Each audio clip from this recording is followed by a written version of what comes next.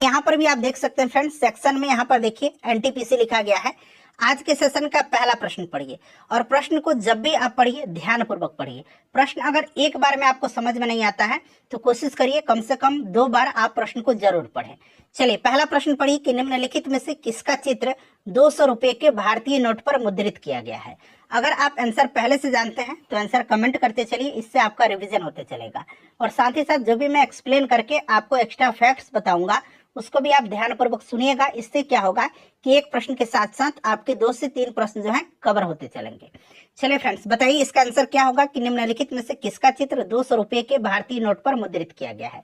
यहाँ पर सब कुछ मैं आपको डिटेल में बताऊंगा। देखिए 200 रुपए का जो नया नोट है उस पर किसका चित्र मुद्रित है, तो याद रखिएगा 200 रुपए के नए नोट पर सांची के स्तूप का चित्र अंकित है, यानी कि मुद्रित है। तो यहाँ पर ऑप्शन आपका चौथा ऑप्शन हो जाएगा सही, सांची का स्तूप। ठीक है, अच्छा ध्यान दीजिएगा 10 रुपए का जो नया नोट है फ्रेंड्स उस पर कोणार्क का सूर्य मंदिर का चित्र अंकित है। 10 रुपए का जो नया नोट है उस पर कोणार्क का, ठीक है ना, कोणार्क का जो सूर्य मंदिर है उसका चित्र अंकित है। ठीक है, अच्छा 20 रुपए का जो नया नोट है उस पर एलोरा की गुफाओं की तस्वीर छपी हुई है। यहाँ पर देखिए एलोरा की गुफाएं 20 रुपए के नए नोट पर अंकित है। अच्छा 50 रुपए का जो नया नोट है, 50 रुपए का नया नोट उस पर हम्पी का चित्र है। किसका चित्र है? हम्पी का चित्र है। ठीक है, अच्छा 100 रुपए का जो नया नोट है, याद रखिएगा 100 रुपए का जो नया नोट है उस पर रानी की बाव की तस्वीर है। रानी की बाव की, यहाँ मैं लिख देता हूँ, रानी की बाव की तस्वीर है। ठीक है, याद रखिएगा। क्लियर? 200 रुपए का नया नोट सांची का स्तूप है। क्लियर, याद रखिएगा। और 500 रुपए का जो नया नोट है फ्रेंड्स उस पर जो है लाल किला का चित्र अंकित है। क्लियर, तो इतना आप जरूर याद रखिएगा। प्रश्न अगर बनेगा तो मैंने जितना बता दिया है यहीं से प्रश्न बनेगा। ठीक है, चलिए नेक्स्ट क्वेश्चन कर लेंगे। अगला प्रश्न है और सेशन को पूरा लगाइए, काफी इंटरेस्टिंग सेशन है।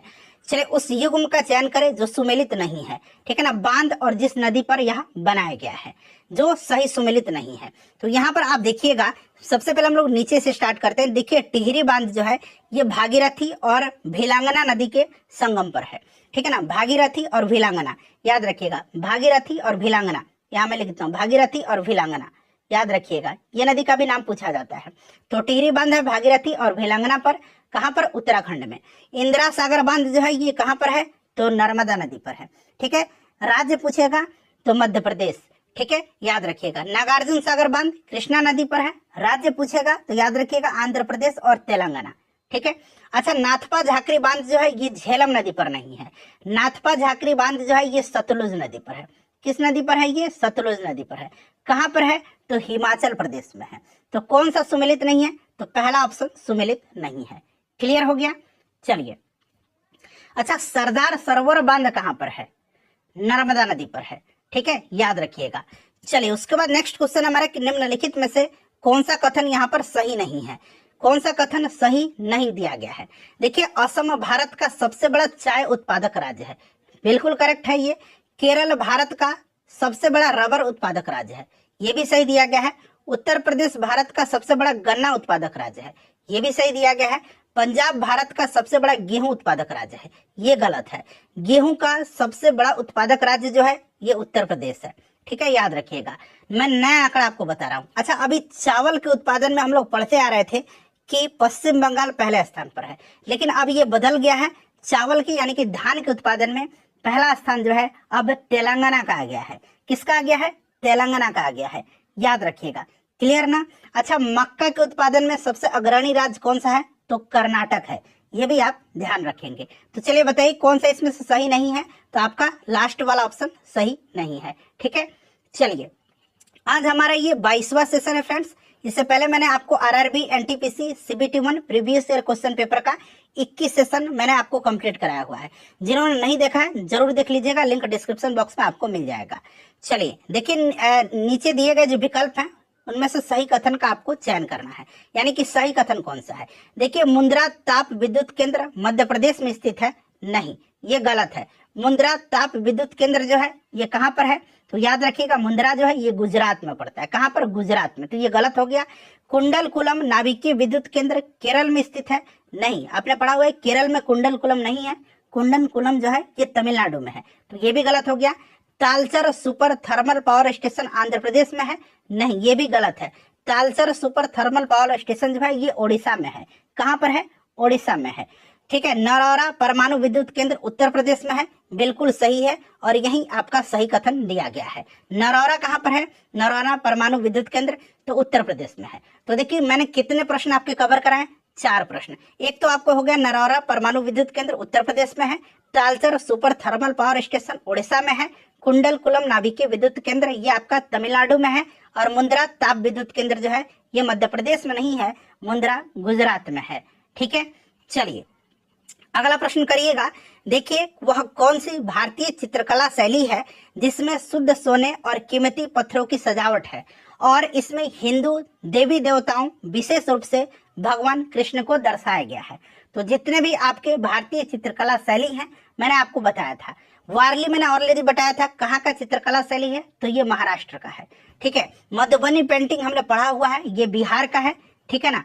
तो देखिए इस प्रश्न का करेक्ट आंसर मैं आपको बताता हूँ, ये आपका तंजौर पेंटिंग होगा। ठीक है ना, तंजौर पेंटिंग जिस पर जो है देवी देवताओं को विशेष रूप से भगवान कृष्ण को दर्शाया गया है। ठीक है। तो यहाँ पर तंजौर पेंटिंग राइट आंसर हो जाएगा। चलिए नेक्स्ट क्वेश्चन हमारा है कि बॉम्बे डेक्कन में पहली राजस्व बंदोबस्ती का संचालन किस वर्ष में हुआ था? काफी इंपॉर्टेंट क्वेश्चन है। बॉम्बे डेक्कन में पहली राजस्व बंदोबस्ती का संचालन जो है ये किस वर्ष शुरू किया गया था? तो फ्रेंड्स ये शुरू किया गया था कब? तो ध्यान रखिएगा ये 1820 में स्टार्ट किया गया था। 1820 में रैयतवाड़ी व्यवस्था आपने पढ़ा हुआ है, मद्रास के तत्कालीन गवर्नर थॉमस मुनरो के द्वारा 1820 में प्रारंभ किया गया था और इस व्यवस्था को मद्रास, बंबई और असम के कुछ भागों में लागू किया गया था। ठीक है। तो 1820 राइट आंसर हो जाएगा। अच्छा फ्रेंड्स याद रखिएगा कुछ मैं आपको और इम्पोर्टेंट बता रहा हूं, जैसे कि कुछ आपकी जमींदारी व्यवस्था थी उनमें से एक मैं बता रहा हूं। देखिए ध्यान दीजिएगा, यहाँ पर इजारेदारी प्रथा थी, इजारेदारी। ठीक है, इसके बारे में जानिए। इजारेदारी प्रथा जो थी इसको 1772 में जो है वारन हेस्टिंग्स ने लागू किया था। ठीक है। अगर पूछा जाए इजारेदारी प्रथा तो याद रखिएगा 1772 में इसको किसने स्टार्ट किया था? वारन हेस्टिंग्स ने स्टार्ट किया था। अच्छा अस्थाई बंदोबस्त, अस्थाई बंदोबस्त आपको पता है ना, अस्थाई बंदोबस्त 1793 में लॉर्ड कर्नवालिस के द्वारा शुरू किया गया था। ठीक है। उसके बाद रैयतवाड़ी मैंने अभी बताया 1820 में स्टार्ट किया गया था, किसके द्वारा? थॉमस मुनरो के द्वारा। 3 हो गया। उसके बाद देख लीजिए एक और मैं आपको बता देता हूं, महालबाड़ी पद्धति। महालबाड़ी पद्धति ठीक है ना, इसे लॉर्ड हेस्टिंग्स ने मध्य प्रांत, आगरा और पंजाब में लागू किया था। ठीक है। तो इसे भी आप ध्यान रखिएगा। चलिए उसके बाद नेक्स्ट क्वेश्चन है हमारा कि भारत में खाली स्थान दिया गया एक भ्रष्टाचार निरोधक संस्था है जो लोक प्राधिकारियों द्वारा किए जाने वाले कुप्रबंधन के खिलाफ व्यक्तियों से प्राप्त शिकायतों की जांच कर सकती है। बताइए फ्रेंड्स वह कौन सी एक भ्रष्टाचार निरोधक संस्था है जो लोक प्राधिकारियों द्वारा किए जाने वाले कुप्रबंधन के खिलाफ व्यक्तियों से प्राप्त शिकायतों की जांच करता है? तो ये आपका क्या है? लोकपाल है। ठीक है ना, लोकपाल। ठीक है। पहले लोकपाल कौन थे? तो पीसी घोष थे, पिनाकी चंद्र घोष। अच्छा अभी लोकपाल के नए अध्यक्ष बने हैं, बड़ा इंपॉर्टेंट उनका नाम है। उनका नाम क्या है? याद रखिएगा, उनका नाम है अजय मानिकराव खानविलकर। अजय मानिकराव, यहां मैं लिख देता हूं, अजय मानिकराव, अजय मानिकराव खानविलकर, खानविलकर। ठीक है ना, याद रखिएगा खानविलकर, अजय मानिकराव खानविलकर। ये नए लोकपाल बने हैं, नए लोकपाल के अध्यक्ष। ठीक है ना, बिल्कुल इनका नाम याद रखिएगा। चलिए उसके बाद नेक्स्ट क्वेश्चन हमारा कि जनसंख्या वृद्धि यानी कि पॉपुलेशन ग्रोथ के सिद्धांत को किसने विकसित किया था? बड़ा इंपॉर्टेंट क्वेश्चन है और इसी तरह के प्रश्न आरआरबी एनटीपीसी में पूछे जाते हैं। ठीक है। तो इसको डायरेक्टली याद रखिएगा आप, पॉपुलेशन ग्रोथ के सिद्धांत को किसने विकसित किया था? तो फ्रेंड्स ये किया था माल्थस ने। किसने किया था? माल्थस ने किया था। क्लियर ना, याद रखिएगा। ठीक है, माल्थस ने पॉपुलेशन ग्रोथ के सिद्धांत को विकसित किया था, याद रखिएगा। चलिए फ्रेंड्स नेक्स्ट क्वेश्चन है संयुक्त राष्ट्र विश्वविद्यालय कहां पर स्थित है? ये भी प्रश्न इंपॉर्टेंट है और ऑलरेडी पिछले बार ही जब आरआरबी एनटीपीसी का एग्जाम लिया गया था 2-3 सेट में क्वेश्चन पूछा गया था। संयुक्त राष्ट्र विश्वविद्यालय कहां पर स्थित है? तो फ्रेंड्स याद रखिएगा संयुक्त राष्ट्र विश्वविद्यालय जो है ये आपकी स्थापना इसकी हुई थी महासभा के द्वारा पारित प्रस्ताव के अंतर्गत 1975 में। ठीक है, याद रखिएगा। और देखिए इसका हेडक्वार्टर कहां पर है? तो जापान के टोक्यो में है। तो यहाँ पर टोक्यो जापान राइट आंसर हो जाएगा। ठीक है। चलिए उसके बाद देखिएगा यह विश्वविद्यालय जो है विकास, कल्याण एवं मानवीय उत्तरजीविता के क्षेत्रों में शोध और प्रशिक्षण संचालित करता है। ठीक है, हेडक्वार्टर इसका टोक्यो जापान में है स्थापना इसका 1975 में हुआ था महासभा द्वारा पारित प्रस्ताव के अंतर्गत। चलिए उसके बाद नेक्स्ट क्वेश्चन है हमारा कि इनमें से कौन सा जो है वर्तमान पदासीन मुख्य न्यायाधीश S.A. बोबड़े से पूर्व भारत के मुख्य न्यायाधीश थे। अब देखिए प्रश्न को थोड़ा सा घुमा कर पूछ दिया गया है, S.A. बोबड़े से पहले भारत के मुख्य न्यायाधीश कौन थे? तो S.A. बोबड़े यानी कि शरद अरविंद बोबड़े से पहले रंजन गोगोई थे, ठीक है ना। अच्छा, अभी भारत के नए मुख्य न्यायाधीश बने हैं, हालांकि ये अभी पदभार ग्रहण नहीं किया है, लेकिन इसी महीने में नवंबर से ये पदभार ग्रहण करेंगे और उनका नाम याद रखिएगा, जस्टिस संजीव खन्ना है ये, ठीक है ना, जस्टिस संजीव खन्ना। और ये किनका जगह लेंगे? तो ये आपका जो D.Y. चंद्रचूड़ हैं, भारत के 50वें मुख्य न्यायाधीश हैं D.Y. चंद्रचूड़, उन्हीं का स्थान ग्रहण करेंगे और इनका क्रम हो जाएगा 51वां। तो ये भी आप क्रम याद रखते चलिएगा, ठीक है। चलिए उसके बाद नेक्स्ट क्वेश्चन हमारा कि नाभिकीय ऊर्जा के विकास से संबंधित कौन सा भारतीय संगठन कोलकाता में स्थित है? चलिए, नाभिकीय ऊर्जा के विकास से संबंधित कौन सा संगठन जो है भारतीय संगठन कोलकाता में स्थित है? तो चलिए पहले इसका आंसर बताइए। तो ये कौन सा संगठन है फ्रेंड्स? ये आपका VECC यानी कि वेरिएबल एनर्जी साइक्लोट्रॉन सेंटर। यहाँ पर देखिए हिंदी में दिया गया परवर्ती ऊर्जा साइक्लोट्रॉन केंद्र, अंग्रेजी में अगर इसका फुल फॉर्म पूछ लिया जाए तो याद रखिएगा वेरिएबल एनर्जी साइक्लोट्रॉन, यहाँ पर लिखा गया है सेंटर, ठीक है, याद रखिएगा ये कोलकाता में है। क्लियर? अच्छा, भाभा परमाणु अनुसंधान केंद्र BARC Bhabha Atomic Research Centre, ये ट्रॉम्बे मुंबई में है, आपको याद है। अच्छा, RRCAT यानी कि Raja Ramanna Centre for Advanced Technology, ठीक है ना, राजा रमन्ना, पूरा नाम क्या है? Raja Ramanna Centre for Advanced Technology, ये मध्य प्रदेश में इंदौर में है, ठीक है ना। चलिए उसके बाद देख लीजिएगा ये AMD है, AMD है यानी कि AMD atomic minerals directorate for exploration and research, ये हैदराबाद में है। तो सब कुछ मैंने आपको बता दिया यहाँ पर, ठीक है। राइट आंसर ऑप्शन नंबर यहाँ पर इसका तीसरा हो जाएगा। चलिए उसके बाद नेक्स्ट क्वेश्चन है कि पत्थर की बनी नृत्य करते हुए पुरुष की मूर्ति नटराज किस स्थान पर पाई गई थी? बताइए फ्रेंड्स, इसका राइट आंसर क्या होगा? पत्थर की बनी नृत्य करते हुए पुरुष की मूर्ति ये कहां पर पाई गई है? तो फ्रेंड्स ये पाई गई है कहां पर? नटराज, ये आपका हड़प्पा पर, ठीक है, हड़प्पा में। अच्छा, मोहनजोदाड़ो से नर्तकी की एक कांस्य मूर्ति मिली है, नर्तकी की, ठीक है ना, नर्तकी की यानी कि स्त्री की एक कांस्य मूर्ति मिली है, ये मोहनजोदाड़ो से मिली है। क्लियर? अच्छा, मोहनजोदाड़ो से ही आपको याद होगा फ्रेंड्स, मोहनजोदाड़ो से आपके विशाल अन्नागार और स्नानागार प्राप्त हुए हैं, ठीक है। अच्छा, लोथल और रंगपुर याद रखिएगा, लोथल और रंगपुर से जो है, लोथल और रंगपुर से चावल के दाने मिले हैं, ठीक है। और लोथल और कालीबंगन से, लोथल और कालीबंगन से याद रखिएगा यहां से क्या प्राप्त हुआ है? तो फ्रेंड्स अग्निकुंड प्राप्त हुआ है। तो ये सब पॉइंट आप ध्यान रख सकते हैं जो भी मैं आपको बता रहा हूं, ठीक है। चलिए उसके बाद अगला प्रश्न करिए। देखिएगा, भारत का इनमें से कौन सा राज्य बॉक्साइट का सबसे बड़ा उत्पादक है? बताइए, ये भी प्रश्न जो है 3-4 सेट में रिपीट हुआ है। भारत का इनमें से कौन सा राज्य बॉक्साइट का सबसे बड़ा उत्पादक है? अच्छा, अभी के परिदृश्य, अगर अभी के हम कॉन्टेक्स्ट में बात करें, परिदृश्य में, तो याद रखिएगा, तो देखिए बॉक्साइट का सबसे बड़ा उत्पादक और सबसे बड़ा रिजर्व, यानी कि रिजर्व और प्रोडक्शन दोनों में याद रखिएगा, रिजर्व में भी और प्रोडक्शन में भी। तो देखिए रिजर्व और प्रोडक्शन दोनों में आगे उड़ीसा है, ठीक है, याद रखिएगा। क्लियर? चलिए उसके बाद हम लोग नेक्स्ट क्वेश्चन करेंगे कि इनमें से कौन भारतीय संविधान की मसौदा समिति के सदस्य नहीं थे? मसौदा समिति के सदस्य नहीं थे पूछा गया है। अच्छा, मसौदा समिति के अध्यक्ष आपको याद होगा बाबा साहब अम्बेडकर जी थे, ठीक है, और इसमें 7 सदस्य थे, मतलब बाबा साहब अम्बेडकर अध्यक्ष थे।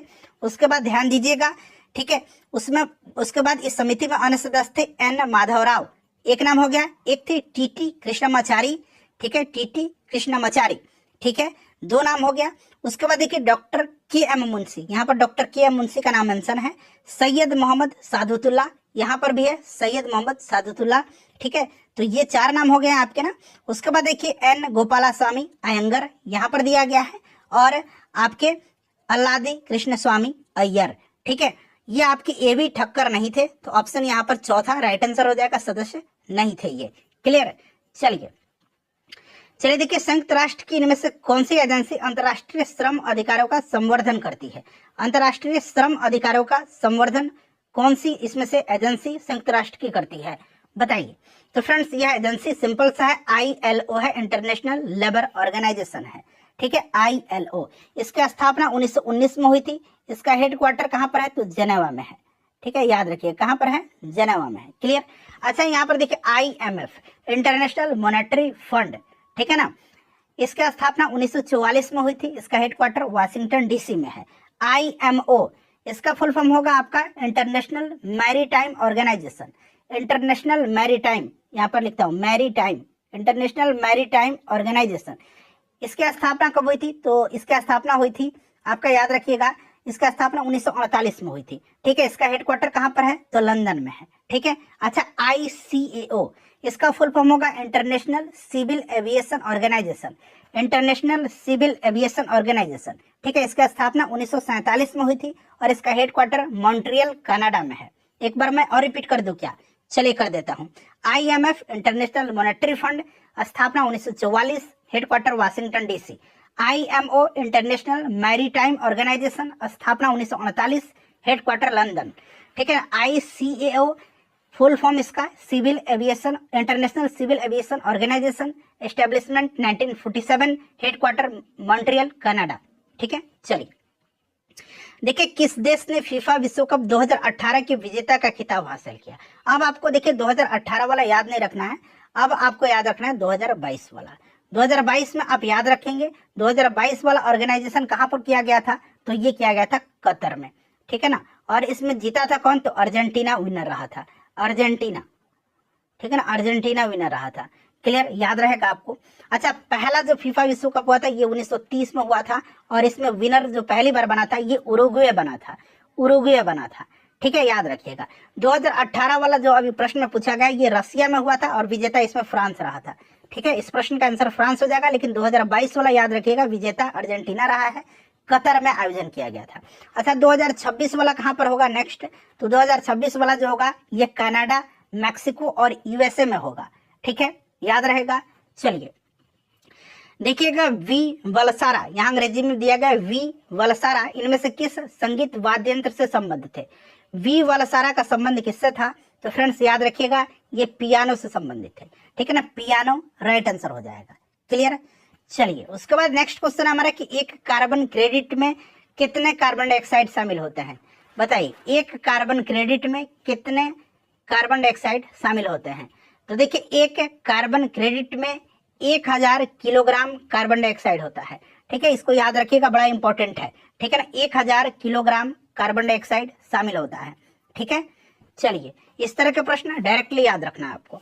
चलिए उसके बाद नेक्स्ट क्वेश्चन है हमारा, देखिए प्रश्न को पूरा पढ़िए। प्रश्न है कि भारतीय संविधान के संशोधनों के संबंध में निम्नलिखित में से कौन सा सही नहीं दिया गया है? सही नहीं है ये आपसे पूछा गया है, बताइए। तो देखिए यहाँ पर 72वां संविधान संशोधन है, ठीक है ना, 72वां संविधान संशोधन। तो देखिए 72वां संविधान संशोधन संबंधित किससे है? तो फ्रेंड्स ये अनुसूचित जनजातियों को त्रिपुरा का राज्य विधानसभा में आरक्षण की अनुमति देता है। तो ये आपका गलत है। किराया नियंत्रण अधिकरण की स्थापना हेतु प्रावधान ये आपका 75वां संविधान संशोधन करता है। तो इस तरह से पहला आंसर ही आपका सही हो जाएगा, कौन सा सही नहीं है। बाकी देखिए 101वां ये राष्ट्रीय पिछड़ा वर्ग आयोग को संवैधानिक दर्जा प्रदान करता है। 101वां 102वां है, 101वां वस्तु एवं सेवा कर यानी कि GST लागू करना। 61वां मतदान की आयु 21 से घटा करके 18 वर्ष किया गया, ठीक है। चलिए उसके बाद चलिए अगला प्रश्न हम लोग कर लेंगे। नेक्स्ट क्वेश्चन है हमारा कि देखिए इनमें से कौन सा निष्क्रिय गैस रेडियोधर्मी प्रकृति की है? कौन सी निष्क्रिय गैस, इनर्ट गैस है ये, कौन सी? बताइए। तो फ्रेंड्स देखिए प्रश्न बनेगा कि देखिए पृथ्वी के वायुमंडल में सर्वाधिक मात्रा में कौन सी निष्क्रिय गैस होती है? तो पृथ्वी के वायुमंडल में सर्वाधिक मात्रा में जो निष्क्रिय गैस होती है ये ऑर्गन होती है, ठीक है ना, ये ऑर्गन होती है, याद रखिएगा ये ऑर्गन होती है, ठीक है। अभी जो मैंने प्रश्न आपको पढ़ करके बताया है कि पृथ्वी के वायुमंडल में सर्वाधिक मात्रा में निष्क्रिय गैस कौन सी है, तो ऑर्गन है, याद रखिएगा, ठीक है। प्रश्न पूछ रहा है कि कौन से निष्क्रिय गैस रेडियोधर्मी प्रकृति का है? तो फ्रेंड्स ये आपका रेडॉन है, रेडॉन है, ठीक है ना, रेडॉन है, याद रखिएगा। सभी में से एकमात्र ये रेडियोधर्मी है और यह वायुमंडल में भी मौजूद नहीं है। क्लियर। चलिए नेक्स्ट क्वेश्चन हमारा कि भारत में एशियाई खेलों का आयोजन कितनी बार हुआ है? अच्छा जो एशियन गेम्स है, एशियाई खेल है, सबसे पहला इसका आयोजन भारत में ही किया गया था 1951 में। 1951 में नई दिल्ली में इसका आयोजन किया गया था, ठीक है, भारत में। तो एक बार 1951 में हो गया, दूसरी बार देखिए, ध्यान दीजिए, दूसरी बार 1982 में भारत में आयोजित किया गया था। तो 2 बार अब तक हुआ है, तो यहाँ पर 2 राइट आंसर इसका हो जाएगा, ठीक है। अच्छा, बात एशियन गेम्स की आई हुई है, तो अभी 2023 में इसका आयोजन किया गया था चीन के हांगझू में, ठीक है ना। 2022 में होना था, लेकिन 2023 में आयोजन हुआ था हांगझू, चाइना में। अच्छा, 2026 में अगला आयोजन होगा इसका जापान में, ठीक है। तो इतना आप जरूर याद रख लीजिए। चलिए, उसके बाद नेक्स्ट क्वेश्चन है कि rail coach factory, RCF rail coach factory Punjab के किस शहर में है। अच्छा, रेल कोच फैक्ट्री है, जैसे कि आपको चितरंजन लोकोमोटिव वर्क चितरंजन में है, ठीक है ना, पश्चिम बंगाल में। उसके बाद डीजल लोकोमोटिव वर्क्स वाराणसी में है, डीजल लोको मॉडर्नाइजेशन वर्क ये पटियाला है में है, ठीक है। इंटीग्रल कोच फैक्ट्री चेन्नई में है, रेल कोच फैक्ट्री कपूरथला में है, ठीक है। तो यहाँ पर कपूरथला पंजाब राइट आंसर होगा, ठीक है। रेल व्हील फैक्ट्री बेंगलुरु में है, ठीक है ना। मॉडर्न कोच फैक्ट्री रायबरेली में है। तो इतना आप जरूर याद रख लीजिए। चलिए, नेक्स्ट क्वेश्चन है कि तरल नाइट्रोजन का क्वथनांक कितना है। अब यहाँ से आप ध्यान दीजिएगा, तरल नाइट्रोजन का क्वथनांक पूछ रहा है। तो तरल नाइट्रोजन का क्वथनांक जो होता है बिल्कुल -196 डिग्री सेंटीग्रेड के आसपास होता है, ठीक ना। 195 पॉइंट समथिंग है, 196 आपको सभी जगह मिलेगा, ठीक है। ये तो सेंटीग्रेड में हो गया आंसर। अगर आपसे पूछ ले फ़ारेनहाइट में, तो फ़ारेनहाइट में -321 डिग्री फ़ारेनहाइट है, ठीक है। अगर केल्विन में पूछ ले तो 77 केल्विन। तीनों तरीके से आप याद रख लीजिए किसका तरल नाइट्रोजन का क्वथनांक। क्लियर हो गया, तो पहला ऑप्शन राइट हो गया। तरल नाइट्रोजन का क्वथनांक पूछा है, अगर आपसे तरल नाइट्रोजन का हिमांक पूछ लेता, हिमांक, तब क्या आंसर देते आप। तो तरल नाइट्रोजन का हिमांक -210 डिग्री सेंटीग्रेड होता है। इसे भी आप साथ साथ ध्यान रख लीजिएगा, ठीक है। चलिए, उसके बाद देखिए, निम्नलिखित में से कौन सा कथन सही नहीं है। सही नहीं है, चलिए चारों कथन को ध्यानपूर्वक पहले आप पढ़िए, फिर आंसर सोच समझ करके कमेंट करिएगा। चलिए देखिए, राजस्थान क्षेत्रफल की दृष्टि से भारत का सबसे बड़ा राज्य है, बिल्कुल सही है। और जनसंख्या की दृष्टि से उत्तर प्रदेश है। सिक्किम भारत का सबसे कम जनसंख्या वाला राज्य है, बिल्कुल सही है। और गोवा सबसे कम क्षेत्रफल वाला है। तेलंगाना राज्य का गठन 2 जून 2014 को हुआ था, सही है। मिजोरम की राजधानी कोहिमा है, जी नहीं, मिजोरम की राजधानी कोहिमा नहीं है। मिजोरम की राजधानी जो है ये आइजोल है। तो ये वाला स्टेटमेंट आपका सही नहीं दिया गया है। क्लियर, पकड़ में आ गया ना। चलिए, उसके बाद देख लीजिएगा कि भारत छोड़ो आंदोलन का आरंभ अखिल भारतीय कांग्रेस समिति ने देखिए किस अधिवेशन में किया था, मतलब कहाँ अधिवेशन हुआ था, थोड़ा सा जान लीजिए। देखिए वर्धा में, कहाँ पर, वर्धा में, महाराष्ट्र में पड़ता है। वर्धा में जो है 1942 में, ठीक है ना, वर्धा में 1942 में कांग्रेस के अंग्रेजों भारत छोड़ो का प्रस्ताव पारित किया गया था। 7 अगस्त 1942 को कांग्रेस की बैठक बंबई के ऐतिहासिक ग्वालियर टैंक में हुई थी। और गांधी जी के भारत छोड़ो का जो प्रस्ताव था, कांग्रेस कार्य समिति ने 8 अगस्त 1942 को स्वीकार कर लिया बॉम्बे में, ठीक है ना। बॉम्बे राइट आंसर हो जाएगा। और 9 अगस्त 1942 को भारत छोड़ो आंदोलन की शुरुआत हुई थी। तो ये सारे पॉइंट्स आप ध्यान रख लीजिए, ठीक है। चलिए देखिए, दिए गए विकल्पों में से कौन सा कथन सही नहीं है। देखिए, इस तरह के प्रश्न बहुत पूछे गए इस शिफ्ट में, देख रहे हैं ना। बौद्ध ग्रंथ पाली भाषा में लिखे गए, बिल्कुल सही है। गौतम बुद्ध का जन्म स्थान नेपाल में है, ठीक है, लुम्बिनी में, ये भी आपका सही है। उपगुप्त ने अशोक को बौद्ध धर्म अपनाने के लिए प्रेरित किया था। प्रश्न पूछा भी जाता है कि अशोक ने बौद्ध धर्म की दीक्षा किससे लिया था, तो उपगुप्त से लिया था, ठीक है ना। तो ये भी आपका सही है। उसके बाद देखिए, चरक गौतम बुद्ध के निजी चिकित्सक थे। नहीं, गौतम बुद्ध के ये निजी चिकित्सक नहीं थे, बल्कि चरक जो थे, चरक जिन्होंने चरक संहिता लिखा है, चरक ये कुषाण वंश के सबसे प्रतापी शासक कनिष्क के राजवैद्य थे, ठीक है। तो ऑप्शन चौथा जो होगा आपका सही नहीं दिया गया है, तो चौथा यहाँ पर राइट आंसर हो जाएगा, ठीक है। चलिए, निम्नलिखित में से कौन सा शाकनाशी है, शाकनाशी और कीटनाशी।